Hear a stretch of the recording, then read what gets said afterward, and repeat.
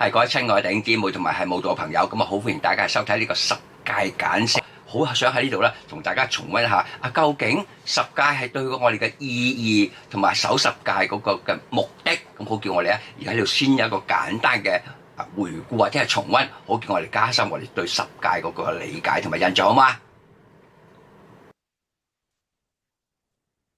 想第一件事同大家係重溫嘅係乜嘢咧？就係律法嘅總綱係乜嘢一回事咧？呢個喺馬可福音第12章30到31節提醒我哋話，你要盡心盡性盡意盡力愛主你嘅神。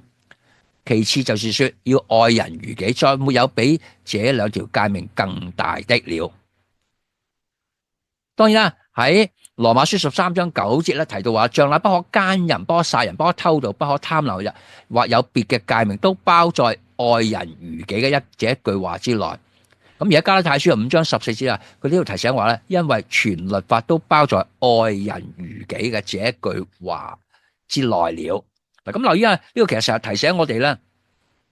整個嘅律法嘅綱領就係愛神愛人嘅。當你愛神愛人嘅時候咧，就超越咗律法所禁止嘅嘢。咁而家正係我哋人生裏邊啊，要朝向呢兩個目標，喺凡事係行事為嘅時候，我哋都朝呢兩個嘅方向去思考嘅時候，我哋就好自然咧，就唔會去犯咗呢啲所誡命所禁制嘅嘢。第二個值得我哋重溫就係律法有一種雙重嘅功效。從正面嚟講，佢將神嗰個本性同埋旨意同埋教導我哋點去生活。咁當然啦，頭嗰4個誡命就讓我哋認識到神係獨一嘅真神，同埋係配得我哋嘅敬拜。更重要就係咧，喺我哋生活行事為人嘅時候咧，要隨時彰顯佢嘅名，同埋嗰個分別為聖嘅生活。喺人同人際相處嘅時候咧，我哋點樣嗰個係合乎神嘅心意嘅生活，係唔可以做傷害他人嘅事情，係基於係一個愛嘅原則。當然從反面嚟講，佢指出世人嘅罪使人明白咧，唔可能靠完全遵守律法而得到神嘅喜悅，而人係必須藉着信靠基督，才能夠得到神嘅喜悅。留意，當我哋係越想去堅持去守呢個律法嘅時候咧，我哋發覺咧，好多時候喺我哋生活裏邊咧，好多時候咧係真係守唔到嘅。即係舉例不可貪心。有時我哋發覺好容易有啲嘅非分之想去貪心嘅。有時咧可能有啲唔好嘅念頭嘅。有時見到女性嘅時候，可能有啲嘅歪念嘅。咁其實你發覺。我哋就發覺原來係有啲時候我哋係做唔到嘅，我哋更加要學習去點去信靠上帝，求神幫我哋去除呢啲一切嘅嘢，以致我哋能夠係以得着神嘅喜悅。咁當然啦，最終我哋唔係靠自己嘅，就正如剛才所講，就係要靠聖靈嘅能力、聖靈嘅幫助，我哋先能夠有能力勝過呢一切嘅試探，勝過呢一切嘅罪惡，能夠有能力行出神嘅旨意。所以正如保羅係提醒我哋，律法嘅功用係引領人去信靠基督。律法嘅終結就係基督。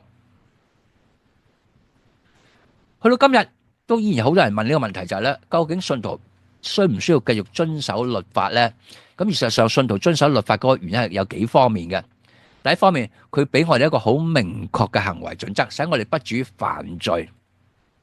第二方面，佢指出我哋所犯嘅罪咧係乜嘢一回事，俾我哋一個尋求神嗰個寬恕嘅機會。要我哋將呢方面帶到神面前嘅時候，話俾神聽，神啊，我喺呢方面有軟弱，我做唔到，求你赦罪同埋幫助我。第三個方面，因為我哋唔能夠守全律法，所以佢哋促使我哋咧係更加係信靠基督個完備嘅救恩。咁正如雅各書提醒我哋啦，雅各書裏邊咧話咧，人只要喺一條律法上犯咗嘅時候咧，就等同犯咗整個律法嘅。所以我哋今日冇可能守足晒所有律法，更加提醒我哋要依靠佢。律法唔能夠拯救我哋，因為咧律法話俾我哋聽，行這樣行嘅時候一定係得救，但係好多時候我哋係做唔到嘅，係啦。但係當我哋成為基督徒以後咧，我哋佢可以引導我哋點樣過住一個按神心意嘅生活咯。咁我哋係靠耶穌得救，但係藉住佢，我哋係能夠係嗰個合神心意嘅生活。當我哋越認識神嘅時候咧，我哋就越清楚自己嗰種醜惡。咁樣就驅使我哋只信靠耶穌基督係我哋嘅得救嘅唯一嘅途徑。事實上咧，十誡係關乎我哋嘅生活，喺我哋日常生活裏，我哋隨時會碰到呢一大紮問題，所以唔係同我哋無關嘅。因為咁完嗰時候咧，十誡提醒我哋咧要信靠耶穌基督，每一時每一刻。咁啊，以上咧就係我哋整個十誡一個嘅小嘅總結啊，盼望咧對大家就係幫大家咧係重溫翻呢一個嘅十誡嗰個意義啊、目的啊，同埋點解我哋仲係要守十誡咁，希望對大家有所幫助。咁如果你覺得本片對你有幫助嘅時候咧，咁啊歡迎大家係點讚、like 同埋留言，就將呢條片咧係轉發俾你所認識嘅主內弟兄姊妹啊，或者係慕道朋友，盼望佢哋一同得幫助。咁啊，而家當然咧更加歡迎大家係點呢個嘅訂閱呢個本頻道啦，以至咧可以大家係定時啦收到我哋最新發放嘅影片嘅通知。咁我喺下一次咧，我哋會有個新嘅系列講解，盼望到時咧亦係繼續見到大家係希望啦，大家對大家繼續有所幫助嘅。咁我哋下一次再見好嘛，拜拜。